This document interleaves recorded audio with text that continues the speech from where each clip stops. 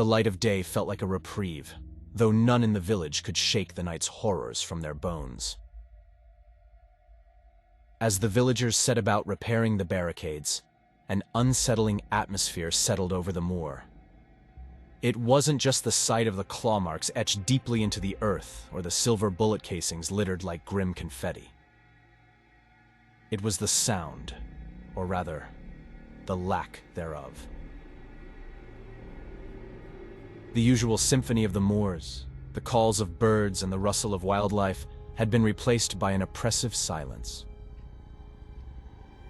It was in this silence that the whispers began. At first, they were dismissed as the wind playing tricks, a common enough occurrence on the Scottish moors. But as the sun crested to its zenith, the whispers grew louder, more distinct. They were the voices of the villagers lost to the werewolf's fury, speaking words drenched in sorrow and pain, calling out to the loved ones they'd left behind. I gathered a group of stout-hearted individuals to venture toward the source of these ethereal voices. We traversed the heather-strewn moor, our senses on edge, until we came upon a glen where the whispers swirled like leaves in an autumn breeze. In the center of the glen lay a circle of stones within which the ground was marked with symbols that none recognized, runes that seemed to pulse with an otherworldly energy. As the sun dipped below the horizon, painting the sky in hues of blood and fire, the childlike cry pierced the twilight. It was a plaintive sound, desperate and hauntingly familiar to the villagers who had lost children to the night. It was coming from the direction of the woods, drawing us toward the darkness like a siren's call. Against our better judgment, we followed the sound into the forest, each step taking us deeper into the werewolf's domain. The cry grew louder until it was all we could hear, drowning out the fearful beats of our hearts. And there, in a clearing bathed in the last light of day, stood a figure, small, trembling, but unharmed. It was little Ewan, the blacksmith's son, who had vanished nights before. He was alive, but his eyes told a story of terror that his young lips could not articulate. As we escorted the boy back to the village, a series of howls rose from the darkening moors behind us. They were not the calls of an ordinary predator. They were the werewolf's minions, stalking us just beyond the veil of sight, their eyes glowing in the twilight like embers of the coming night. The villagers rejoiced at the return of one of their own, but the relief was short-lived. As night fell, the reality of our situation settled upon us like the heavy fog that rolled in from the sea. The werewolf was not just a creature of fang and claw. It was a puppeteer capable of pulling at the heartstrings of its prey, luring us into the open with the most malevolent of baits. We bolstered our defenses, the whispers in the heather a constant reminder that the night held more than just the threat of claws and teeth. It held the power to turn our fears against us, to fracture the sanity we clung to like a lifeline in the darkness. The moon, a mere sliver shy of full, hung suspended in the inky firmament, its silvery glow a cold witness to the unrest below. As its light spilled over our home, it painted a scene that was both eerily serene and charged with silent anticipation. The village, scarred by the events of the preceding nights, braced for what was to come. The forge had burned ceaselessly since the last attack, its flames devouring the precious silver offerings of the villagers as if to forge from them a gleaming beacon of hope. Robert, with his face aglow in the fire's embrace, had poured his grief into the crafting of each bullet, each one a tribute to his lost son.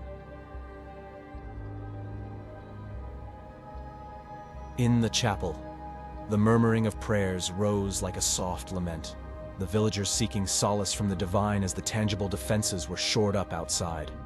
Their words intertwined with the incense that clouded the air, a fragrant balm to the scent of fear that clung to every stone, every pew. I walked among the tombstones in the churchyard, my fingers brushing over the etched names of ancestors long past. Their silent company was a comfort, a reminder of the resilience that flowed in our shared blood. It was here, in the presence of legacies set in stone, that I found the clarity for what needed to be done. "We must become the hunters," I whispered into the night, my resolve hardening like the iron wrought by Robert's hammer. The plan was a bold one, fraught with danger, but the time for cowering had passed. Tonight, we would take the fight to the werewolf. As the villagers gathered, I laid out the strategy. We would use ourselves as bait, our very lives the lure to draw the beast into a trap we had laid. The moor had been rigged with pitfalls and snares, and at the heart of it all lay the most potent weapon in our arsenal, the silvered bullets that Robert had fashioned with such desperate fervor. The villagers listened, their faces etched with the grim determination of those with nothing left to lose. Nods were exchanged, hands were clasped, and hearts were steeled. Margaret, her eyes alight with a fire that mirrored the forge, stepped forward to stand at my side. "We'll fight," she declared, her voice steady and sure. "For Ewan, for all our lost, for Ceann Fàilte." As night cloaked the village, our band of hunters set out across the moor, the grass whispering beneath our boots like the hushed voices of specters guiding our path. The moonlight guided us, its argent beam our silent ally in the darkness. We reached the clearing where the traps had been set, a desolate expanse where the heather had been beaten down, leaving only the bare, peaty earth, a killing ground. We took our positions, some in the makeshift blinds we had constructed, others in the trees that skirted the clearing, their branches strong and sure. The wait was a torment of nerves, every minute stretched taut as a bowstring drawn to its limit. And then, with a suddenness that cut through the tension like a scythe, the werewolf emerged from the tree line. It moved with a predatory grace, a specter of death rendered in muscle and moonlit fur. Its eyes found mine, and in their depths I saw not just a beast, but a tortured soul, racked by the curse that had twisted its form and damned its existence. The trap was sprung. From the trees, the hunters unleashed a volley of silvered fire, the bullets streaking through the night like falling stars. The werewolf roared, a sound that was both a bellow of rage and a cry of anguish as it charged forward, its eyes locked on mine. The snares held it only briefly, but long enough for us to regroup and reload. The beast fought with a ferocity that was both animalistic and all too human, its howls a lament that echoed off the hills. I aimed my rifle, the barrel a steady line of certainty in a world blurred by fear and action. The shot rang true, and the werewolf staggered, its advance halted as silver found its mark once more. But it did not fall. It could not fall, not while the curse that fueled its heart still beat. The battle raged on, each moment an eternity of conflict, each action a defining stroke in the story of our survival. And as the moon watched, impassive and distant, we fought for our lives, for our village, for the hope that the dawn would come, and with it, the promise of an end to the nightmare. The werewolf's assault was relentless, but so was our resolve. We were the children of Scotland, born of the moor and the mist, and we would not yield. Not tonight, not ever. As the first light of dawn teased the horizon, a fragile hope began to bloom amidst the heather. The werewolf, wounded and weary, let out a final, piteous howl before retreating into the darkness from whence it came. We had held the line. We had become the hunters. But at what cost? The village stood, but it was a shadow of its former self, its heartbeat a murmur amidst the cacophony of a world forever changed. We returned to the embrace of its walls, not as victors, but as survivors. survivors of a night that would be etched in legend, whispered about in the heather for generations to come. The hunter's moon had waned to a ghostly crescent in the aftermath of the confrontation, its diminished light casting faint shadows across the moor. The ground was scarred with the remnants of the night's battle. Silver bullet casings half buried in the mud, dark stains on the heather, and the acrid stench of spent gunpowder hanging in the air like a malevolent fog. With the approach of dawn, a fraught peace settled over us. The villagers, their faces hollowed by fatigue and haunted by the night's terror, moved with a mechanical purpose. There was no victory in their hearts, only the relentless drumbeat of survival. In the gray light of morning, I led a small contingent across the moors toward the cavern where the lone wolf had previously led us, a place that seemed to be the nexus of the werewolf's mysterious past. The forest loomed before us, a labyrinth of twisted trunks and overgrown paths that whispered of untold secrets and long-forgotten stories. The entrance to the cavern was an open maw in the side of a hillock, half concealed by draping moss and the overhanging boughs of ancient pines. We entered with trepidation, our lanterns casting a feeble glow against the oppressive darkness of the subterranean world. Inside, the air was dank and cold, a chill that seemed to seep into our very marrow. The walls of the cavern were slick with moisture, glistening with mineral deposits that reflected our lights in a kaleidoscope of eerie luminescence. Our footsteps echoed, a chorus of tentative taps that seemed to mock our intrusion. We ventured deeper, drawn by a compulsion to uncover the truth, until we came upon an alcove. There, the true horror revealed itself. The alcove was adorned with relics of war, tattered uniforms emblazoned with the insignia of the Third Reich, rusted firearms, and crates stamped with faded German words. The remnants of a makeshift camp lay scattered amidst the artifacts. Papers, yellowed and curling with age, bore the typewritten accounts of experiments. Human trials conducted under the guise of warfare, a pursuit of super soldier serums that had birthed the monstrosity we now faced. At the center of this macabre tableau stood an examination table, its surface stained with the dark hues of dried blood. Shackles, broken and hanging limp, told a tale of a prisoner, or a subject, that had once been held there. It was as we sifted through the detritus of this forgotten chapter that we found it. A journal, its pages filled with the meticulous script of a scientist whose ambition had outstripped his humanity. The entries detailed the transformation of a soldier into the creature of legend, a transformation wrought by a serum derived from ancient and arcane sources. The implications were staggering. The werewolf was not a creature of folklore, but the tragic result of human meddling.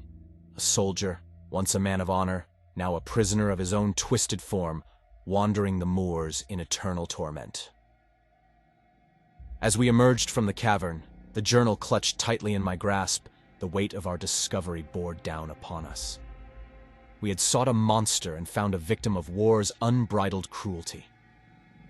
The daylight waned, casting long shadows across the village, a stark reminder that time was slipping away.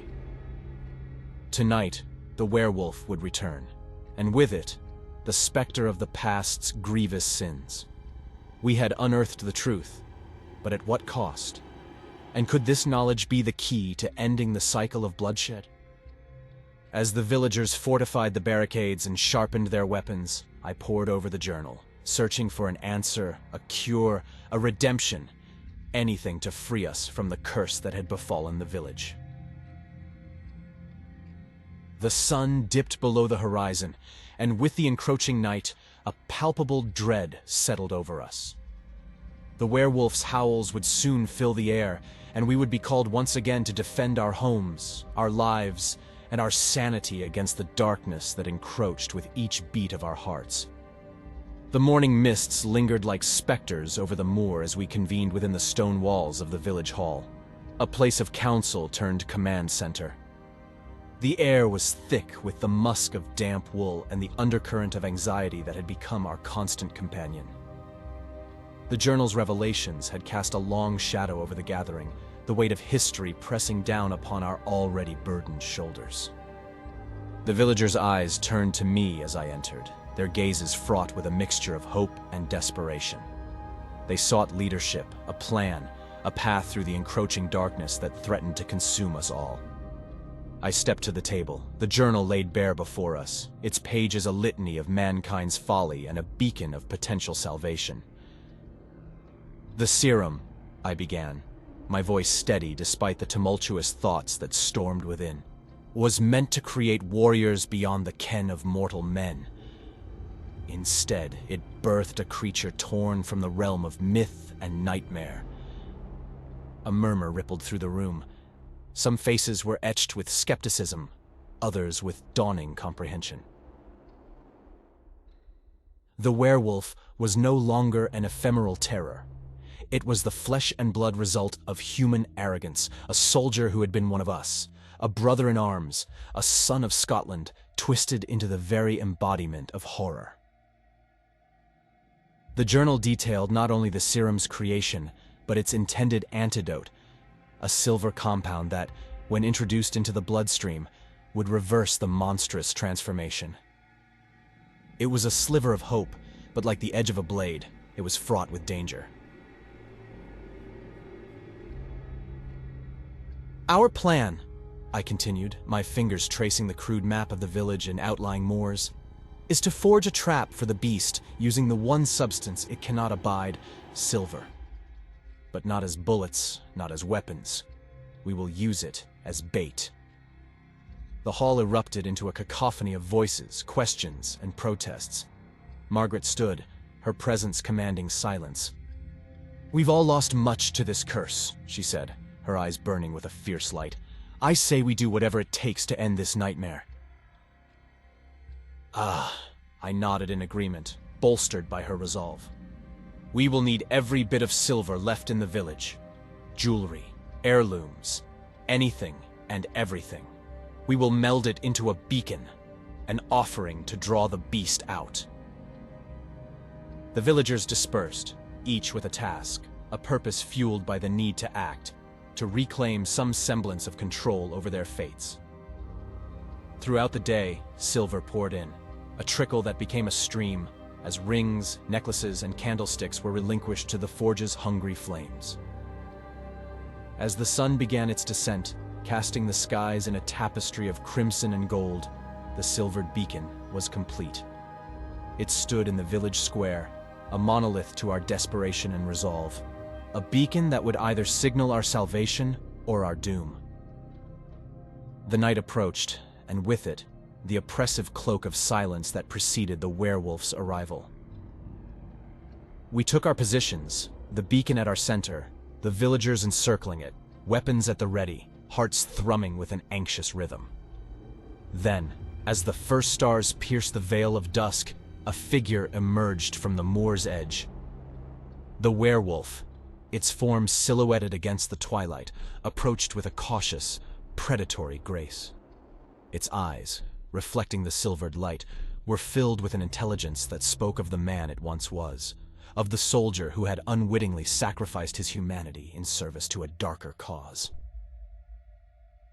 The creature's gaze was fixed upon the beacon, its nostrils flaring as it sensed the trap we had laid. For a moment, it hesitated, the remnants of its human soul warring with the beast's instincts. With bated breath, we waited for it to make its choice. The night air was still, time itself seemingly suspended in the space between heartbeats. Then, with a snarl that was both a growl of the beast and a cry of the man, the werewolf charged, not at the beacon, but at us, the defenders of Ceann Fàilte. The battle was joined in a flurry of motion, a desperate dance of man and monster beneath the indignant gaze of the hunter's moon. The werewolf was relentless, but so were we. The the fight driven by more than the instinct to survive. We fought for redemption, for the soul of the man ensnared within the beast. As the conflict raged, the beacon gleamed, a silent testament to our courage and our folly. Would it be the lure that ended this terror, or the last act of a village doomed by the sins of the past?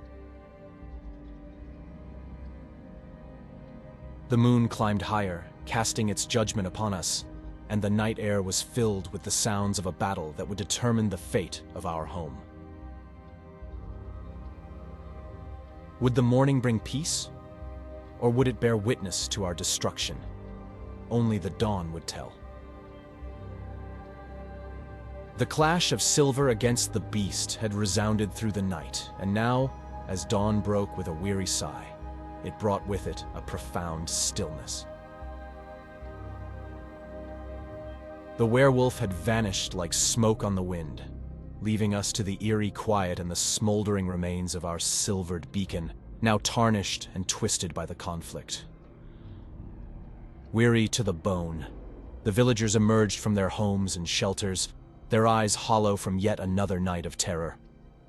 Our village, once a tapestry of rustic charm and highland strength, now bore the scars of a siege that had drained its color, leaving it ashen and fragile.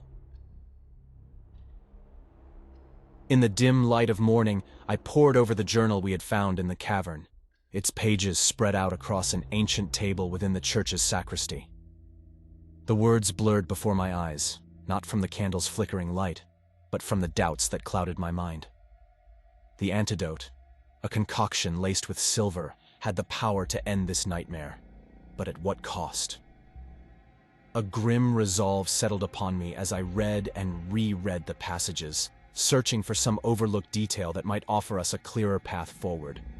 The serum was there, its formula a string of chemical names and measurements that promised a cure but required a leap of faith into the unknown. The villagers gathered around, their faces etched with the same question that haunted me. What next? They looked to me for guidance, for a plan that would lead us out of this darkness. I closed the journal, taking a deep breath to steady my voice. "We need to find the serum," I announced, meeting the gazes of my fellow villagers. "It's our only chance to end this curse and restore the man trapped within the beast." Murmurs of assent rippled through the crowd, but it was Margaret's voice that crystallized our determination. "Then let's find it," she said, her voice ringing with a fierce clarity. "Let's bring back the light to the moors." The day was spent in preparation. We gathered supplies, readied weapons, and steeled ourselves for the journey into the unknown. The bravest among us volunteered to accompany me, their courage a beacon that rivaled the silvered monolith in the square. As twilight descended, casting its muted palette across the land, our small party set out toward the forest that bordered our village. The trees stood like silent guardians at the threshold of a world that had become alien to us, a realm where the echoes of war still whispered among the leaves. The forest welcomed us with its canopy of twilight, the path ahead dappled with the last rays of the setting sun.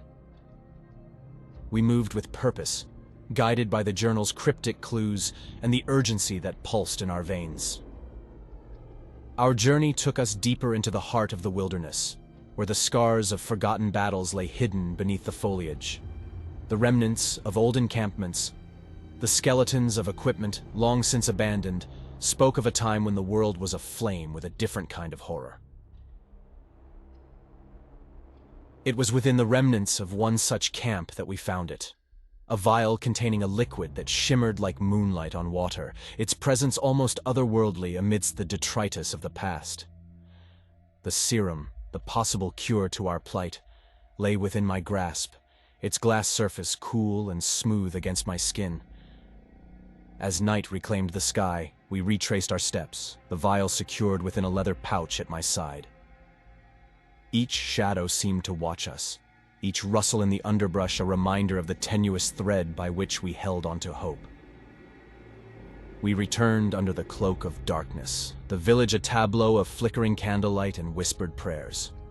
The serum, our hard-won prize, was our last hope to end the cycle of bloodshed, to save a soul from eternal damnation, and to reclaim the peace that had been stolen from us by the echoes of a long-forgotten war. The night was far from over, and as the hunter's moon rose to survey its domain, we readied ourselves for what was to come. The serum was the key, but whether it would be our salvation or our undoing remained to be seen. With bated breath and watchful eyes, we waited for the werewolf's return, for the moment when the cure would be put to the ultimate test. As the villagers nursed their wounds and fortified their spirits against the encroaching dusk, an unfamiliar silhouette limped into view from the outskirts of the moors. The figure was clad in tattered remnants of a Wehrmacht uniform, his face etched with lines of suffering and despair. He collapsed just within the village boundary, where the heather gave way to the cobblestone path. I was summoned to his side, the villagers eyeing the newcomer with a mix of trepidation and curiosity. The man's eyes fluttered open, revealing a startling clarity within their depths, a lucidity that belied his haggard appearance. "Wasser," he croaked, the German word for water unmistakable. Margaret, ever the embodiment of our village's heart, brought a flask to his parched lips. As he drank, he began to speak in halting English, each word laced with the pain of a soul that had seen too much horror. "The beast, it is not what you think," he gasped, his hand gripping mine with an urgency that bordered on desperation. The villagers gathered as the soldier wove a tale as harrowing as it was illuminating. He spoke of a secret program, of experiments conducted in a hidden facility not far from our village, a program that sought to harness the primal forces of nature and bend them to the will of a mad regime. "The serum," he explained. "It was designed to create a soldier beyond all the others, immune to pain, to fear, unstoppable. But something went wrong. The man, he changed, but not as they intended. He became a creature of the night."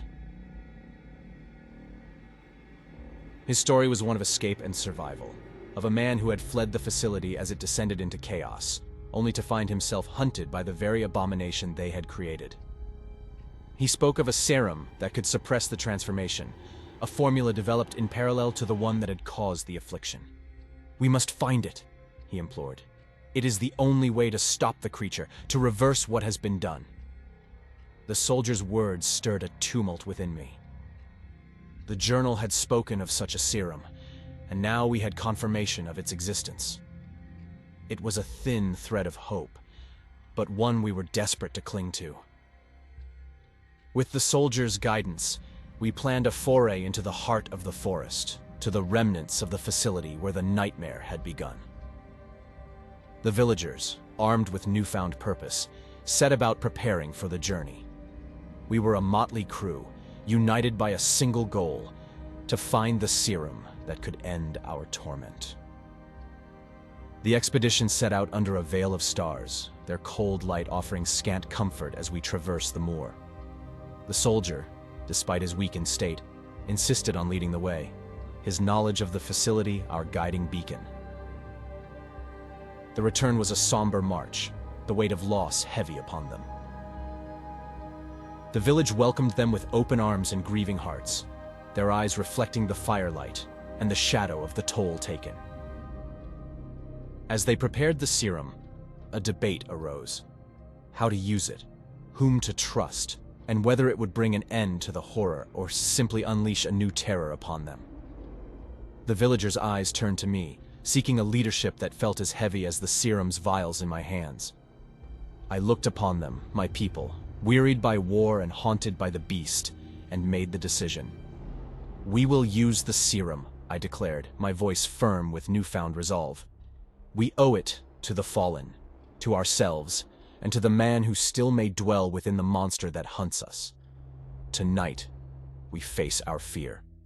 Tonight, we end this nightmare." As dusk approached, the tension in the air was as taut as a bowstring pulled to its limit. The villagers, armed with hope as much as with weapons, took their positions. The serum, a symbol of their courage and desperation, was ready. The night would soon fall, and with it, the curtain would rise on the final act of their struggle. The hunter's moon awaited in the sky, a silent arbiter of their fate, and under its watchful eye, they would make their stand. Under the waning light of the afternoon, the villagers gathered in the somber quiet of the old church, where the stained glass windows painted the walls with muted colors of remorse and prayer. The vials of serum lay before us on the aged oak altar, an offering of both hope and trepidation. The German soldier, his presence among us a stark reminder of the strange and twisted journey fate had charted, spoke of the serum's power and the risk it posed. "The transformation can be undone," he rasped. "But the man inside the beast, he may be lost to the wildness. There is no telling if his humanity remains." The words hung heavy in the air, a spectral fog as tangible as the one that clung to the moor outside. A solemn pact was formed, unspoken but understood by all. We would confront the werewolf, not as an enemy, but as a kin, a brother stolen and defiled by the horrors of war. As night drew its cloak over Ceann Fàilte, a restlessness took hold of me. The serum, a beacon of science in our fight against the darkness, felt like a lodestone around my neck. I carried it, along with the weight of our collective hope, as we set out into the embrace of the moor. The plan was simple, yet fraught with the complexity of the unknown. We would find the werewolf, administer the serum, and pray for a miracle. The villagers, their faces ghostly in the moonlight, formed a circle around the clearing where we had faced the beast before. Each held a weapon, a safeguard against the possibility of failure, a testament to the fear that gripped their hearts. As the moon ascended, an eerie silence fell upon the moor, the whispers of the grass and the distant cries of nocturnal creatures ceasing as if in anticipation. Then, with a grace that belied its monstrous form, the werewolf emerged from the tree line. Its fur, matted with the remnants of its many battles, caught the moonlight like a shroud of silver and shadow. Our circle tightened, the werewolf's golden eyes flickering with a keen intelligence as it surveyed the trap it surely recognized. Yet there was a hesitation in its step, a weariness that spoke of battles fought and a longing for an end. I stepped forward, the vial of serum clutched in my hand, and spoke a truth that had woven itself into my heart. You were one of us, a son of this land, taken and twisted for purposes you never chose. My voice was steady, but the tremor of uncertainty was there, hidden beneath the conviction. We offer you this chance, a return to the man you were. The werewolf's growl was low, a rumble that rose from deep within its chest and filled the night with a resonance of both threat and plea. It took a step closer, its eyes locked onto mine, and in that moment, I saw it. The flicker of something human, a spark buried within the beast. With a swift motion, I plunged the needle into the vial, drawing the serum into the syringe with a careful hand. The werewolf watched, its body taut, ready to spring or to surrender. I approached, my heart a drumbeat loud in my ears, and reached out. The needle found its mark, the serum flowing into the werewolf's vein, and the creature let out a howl that fractured the night. A sound that was a cacophony of agony, confusion, and hope. It staggered back, its form convulsing as the serum coursed through it, a battle of blood and chemistry raging within its flesh. We watched, our breath held captive, as the werewolf's cries became more human, more pained, until, with a final shudder, it collapsed to the ground. The transformation was agonizingly slow, the beast's form retracting, reshaping, until there, in the pale light of the hunter's moon, lay a man, naked, shivering, and bewildered. The villagers gasped, some in horror, others in relief, as they beheld the werewolf's true identity revealed. He was one of our own, a young man lost to war and returned to us as a creature of legend. As I knelt beside him, offering my coat for warmth, I saw the recognition dawn in his eyes, the realization of what he had become and what he had been returned to. The night was not yet done, and in the distance, the howls of the remaining pack echoed, a reminder that the curse was lifted from one, but not from all.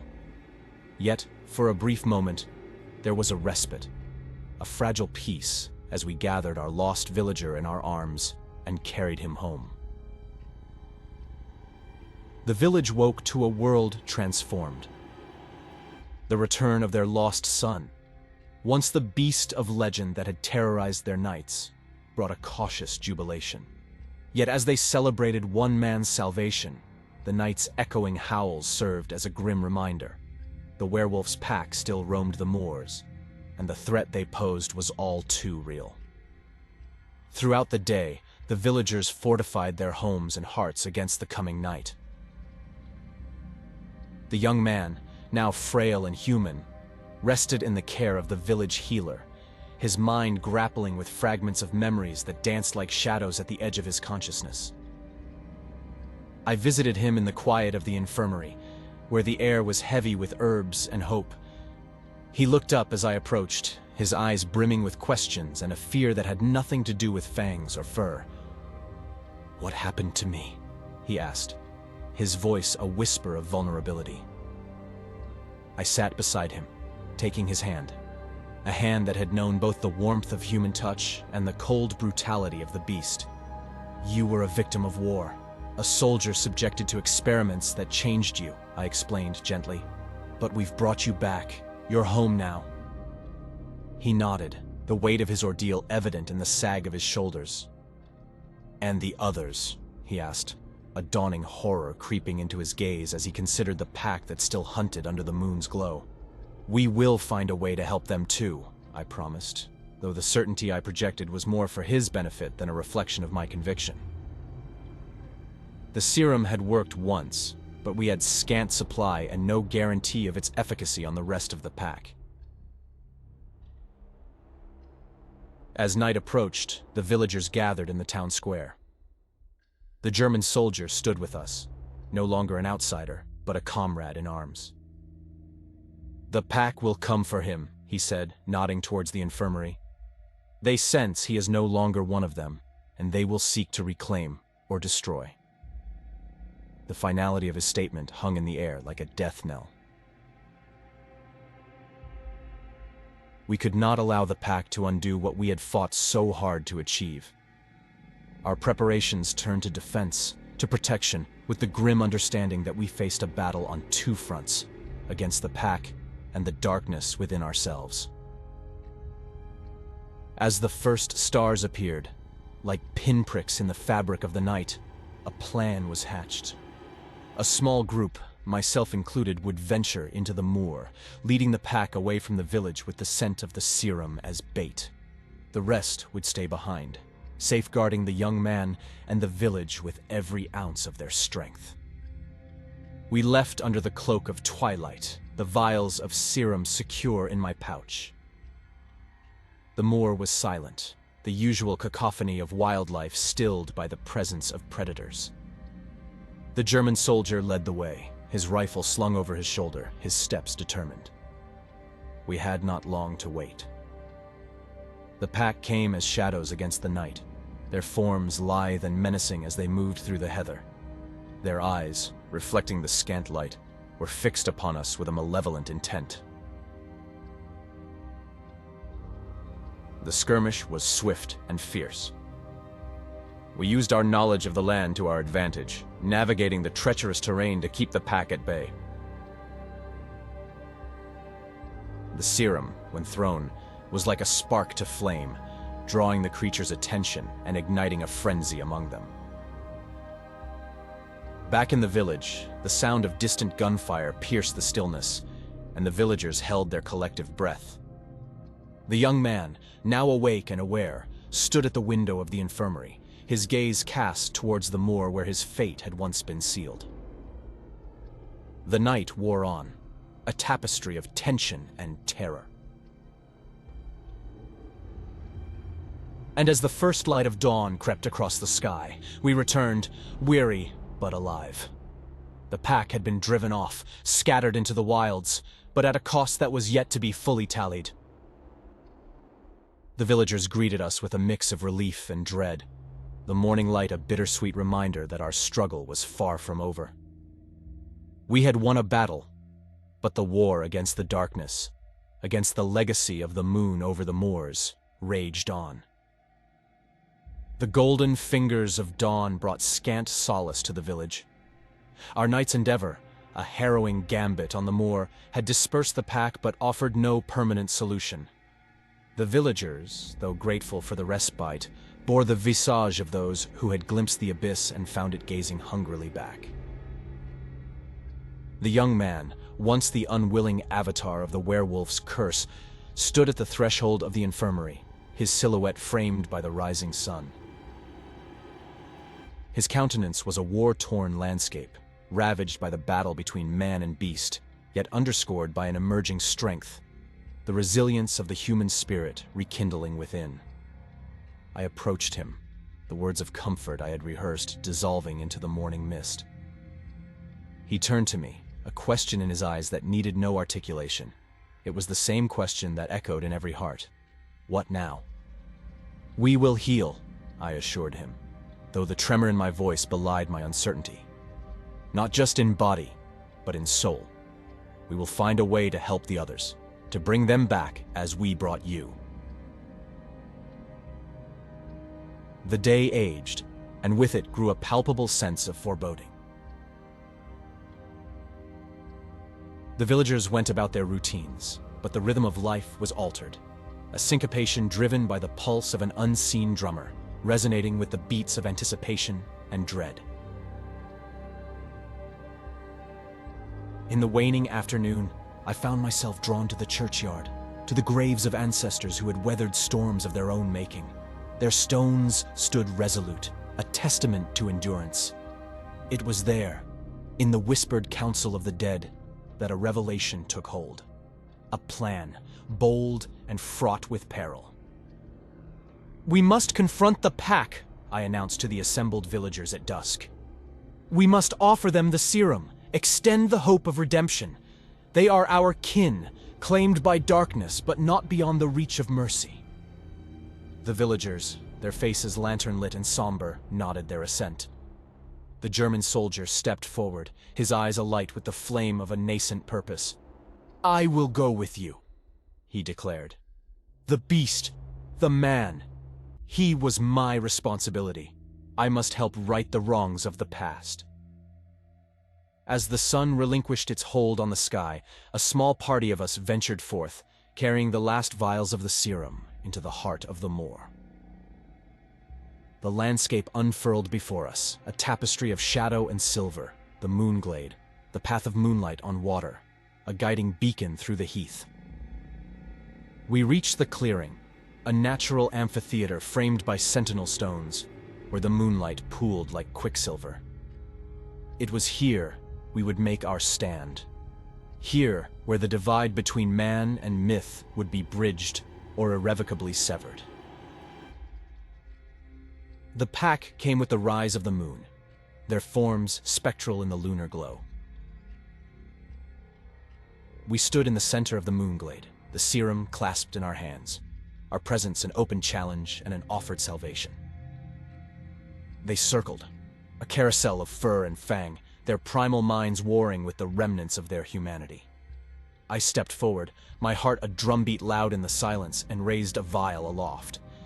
"This is your salvation," I called to them, my voice steady as the moon above. "Take it, and reclaim the life that was stolen from you." One by one they approached, their eyes born of gleaming with a wearying both man and beast. One by one, they were given the serum, the liquid grace that promised an end to their nightmare, and as the serum took effect, the transformations began. Where once stood beasts, now stood men, naked and shivering in the moonglade, their expressions a maelstrom of confusion and awe. As the night progressed, the clearing filled with the reborn, their cries not of rage but of joy and sorrow intermingled. The villagers embraced them, tears mingling with laughter, as bonds of blood and friendship were forged anew under the gaze of the moon. The German soldier watched, his face a canvas of emotion. "It is done," he whispered, a benediction to the night. I looked upon the scene, my heart swelling with a hope so fierce it burned away the last vestiges of fear. We had turned the tide, not with silver and steel, but with compassion and courage.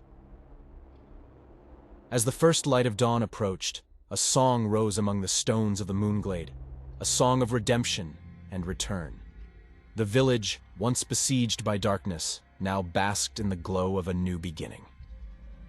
The moon set, its vigil concluded, and as the villagers led the lost ones home, I remained behind, my gaze lingering on the horizon. The night was over, but our story was just beginning.